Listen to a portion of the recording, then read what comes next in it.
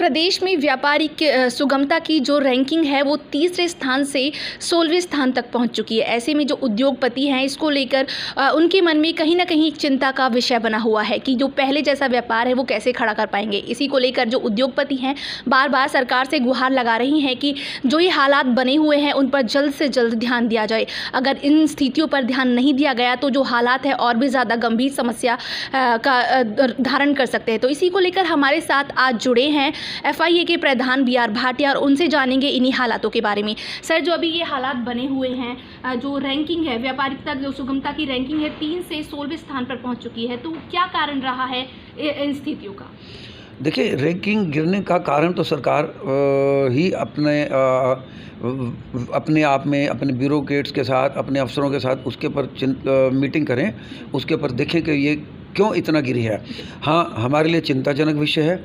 हम as an industrialist बड़े काफ़ी जब भी हमें पता लगा कि इस तरह से रैंकिंग गिरी है, हमें बड़ी चिंता लगी और ये वातावरण ये चिंताजनक विषय है।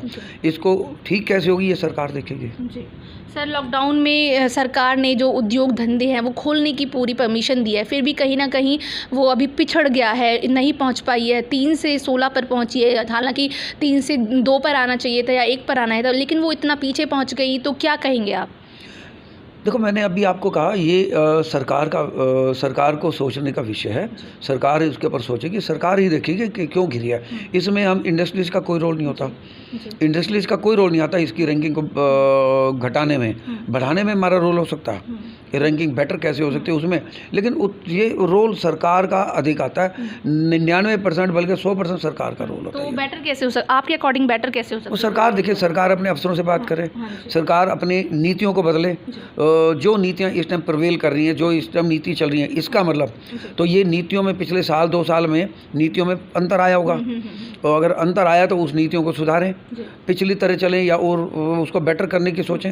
ये तो सरकार के ऊपर, इसके ऊपर सरकार कमेटियां बनाए, उद्योगपतियों से पूछें और बेटर क्या हो सकता है। ईज़ ऑफ डूइंग बिजनेस जो पहले चला आ रहा था, ईज़ ऑफ डूइंग बिजनेस, हमें ऐसा लगता है कि ईज़ ऑफ डूइंग बिजनेस एक नारा भर रह गया है। ईज़ ऑफ डूइंग है नहीं इतना। काफ़ी दिक्कतें उद्योगों को आती हैं, उद्योग जगत को आती हैं। ये सरकार देखे, अगर सरकार कोई हमसे पूछना चाहेगी तो हम सरकार से भी बात करेंगे, भैया क्या ईज़ ऑफ डूइंग में दिक्कत क्या आ रही है आपको। जो इंडस्ट्रियल से उद्योगपति है वो अपनी क्या भूमिका निभा सकते हैं, वो क्या कर सकते हैं? मतलब सरकार तो जो करेगी, जो इंडस्ट्रियल्स है, जो उद्योगपति है, वो क्या कर सकते हैं? सरकार अगर 1 कदम आगे आएगी इसको ठीक करने में, उद्योगपति 2 कदम आगे जाएंगे उसके सपोर्ट करने में। तो इसमें सब ईज़ ऑफ डूइंग बिजनेस में सरकार का ही रोल है, इसमें इंडिविजुअल हमारा नहीं है। अब मान लो हम कोई भी एप्लीकेशन देते हैं किसी भी काम को करने के लिए, तो वो सरकार को वो जल्दी से जल्दी ओके करनी है ना। हम तो उनको अपनी समस्या बता रहे हैं, समस्या का समाधान तो सरकार के पास है। तो ये उन सरकार को इसमें रैंकिंग को ऊपर लाने में सरकार का हाथ है, उसमें इंडस्ट्रीज़ का हाथ नहीं है। वो टोटल सरकार के ऊपर निर्भर करता है। जी सर, अगर बात करें कोई इंडस्ट्रियल है, कोई उद्योगपति है, बाहर से आकर हम अपने प्रदेश में व्यापार करना चाहता है इस वक्त में जो कोरोना का टाइम चल रहा है, लेकिन क्या क्या परेशानियां उसको खड़ी हो सकती है, किस तरीके से, क्योंकि जो भी समय है वो थोड़ा इतना ठीक नहीं चल रहा है, तो क्या कर सकता है? देखो, ये आपने जो बात बताई ये बिल्कुल आपकी बात ठीक है। मेरा मानना ऐसा है कि आजकल इस वातावरण में बाहर से या कहीं से भी लोग उद्योग लगाने के लिए इतनी नहीं रहेंगे, इतनी स्पीड नहीं होगी जो पहले कोविड से पहले थी, या और 2-4 महीने बाद ऐसा वातावरण फिर बनेगा। अभी तो लोग जो उद्योग चला रहे हैं उनको अपना उद्योग वापस उस गति पे लाने की समय है। वो अपना प्रोडक्ट को, अपने उद्योग को गति पे लेके आएँ ताकि जितना उनका इन दिनों पिछले साल में काम चल रहा था उससे थोड़ा बढ़ के चले। सर, जो भी बातें हो रही है कि जो विदेशी सामान है उसका बहिष्कार किया जाए, स्वदेशी अपनाएं, तो इसमें कहीं ना कहीं थोड़ा बहुत तो नुकसान जहाँ तक लगता है कि क्या आपको लगता है कि नुकसान होता है अगर विदेशी सामान का बहिष्कार किया जाए, स्वदेशी अपनाएं, तो कहाँ तक ये जो अपना है वो पहुँच सकता है? क्या कहेंगे? नहीं, ऐसा कोई नुकसान नहीं हो सकता। उद्योगों के लिए तो खुशी की बात है कि विदेशी सामान का वो बहिष्कार करें और लोकल सामान को लें। लोकल सामान अगर लेंगे तो लोकल सामान ज़्यादा बनेगा, उद्योगों को फ़ायदा होगा उसमें और देश को भी फ़ायदा होगा। तो इसमें कोई नुकसान की बात कहीं नहीं आती है। नुकसान उन लोगों को आएगा जो ट्रेडिंग करते हैं लोग। तो बाकी ऐसी कोई बात नहीं। अगर हम क्वालिटी प्रोडक्ट बनाएंगे और हमारा माल यहाँ बिकेगा, बल्कि हम एक्सपोर्ट भी करेंगे। तो इस सब में कितना वक्त तो खैर लगेगा ही, अगर हम बात करें स्वदेशी की वक्त लगेगा, तब तक जो स्थिति है शायद वो ठीक ही है और चलती ही रहे। लोगों में अगर पेशेंस रखना होगा ये सारी चीज़ें, कि क्या कहना चाहेंगे कि लोगों को मतलब अभी भी कुछ चीज़ें हैं कि नहीं हो पा रही हैं, विदेशी सामान का बहिष्कार हो रहा है, कभी ज़्यादा नहीं हो रहा है, तो क्या कहें? देखो, विदेशी सामान का जो भी बहिष्कार हो रहा है, मैं उसके साथ बिल्कुल समर्थन करता हूँ सरकार का। और हमें ये इंडस्ट्रीज़ के लिए, जैसा मैंने अभी जिक्र किया, ये मौका है कि हम अपने प्रोडक्ट बनाएं, क्वालिटी प्रोडक्ट बनाएं, हम एक्सपोर्ट करें और लोकल कंट्री के लिए भी बनाएं और एक्सपोर्ट विदेशों के लिए भी बनाएं। इसमें समय लग सकता है क्योंकि इतने सालों से हम इतना आगे नहीं बढ़े। हमारा इंपोर्ट अधिक है, एक्सपोर्ट कम है।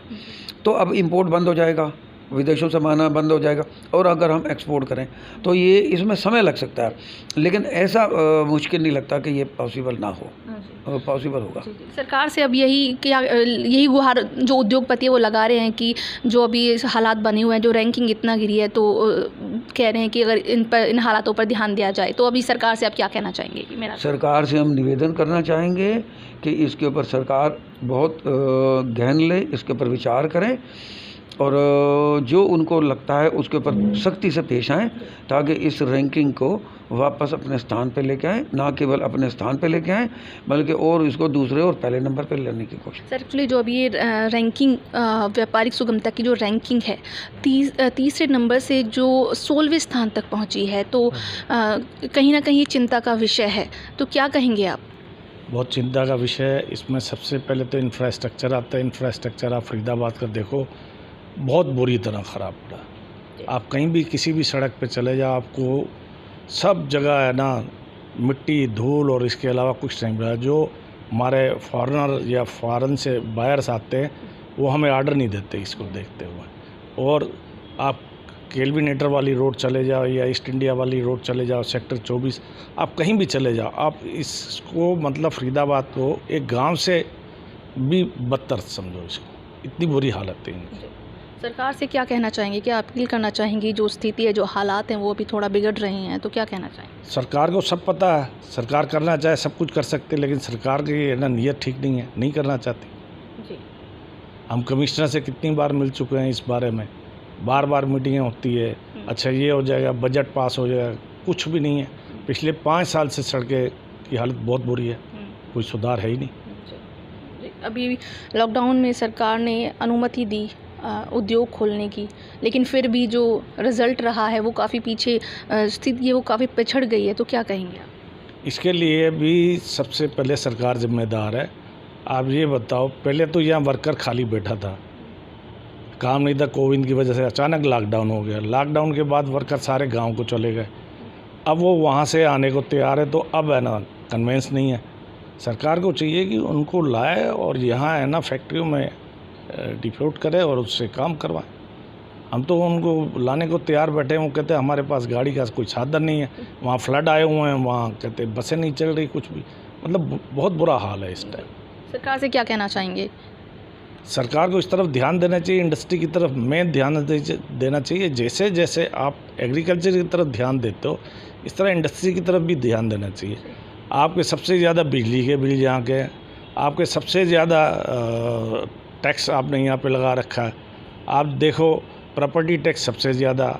हम सरकार को कहते हैं ऑनलाइन करो, पिछले 2 साल से इनसे ऑनलाइन नहीं हो रहा। आप किसी भी स्टेट में चले जाओ, सब ऑनलाइन सिस्टम है। सिर्फ फरीदाबाद एक ऐसा है हरियाणा जिसके ऑनलाइन सिस्टम में इतनी अड़चनें आ रही हैं। ऐसी और भी अपडेट को जानने के लिए जुड़े रहिए पायनियर हरियाणा के साथ।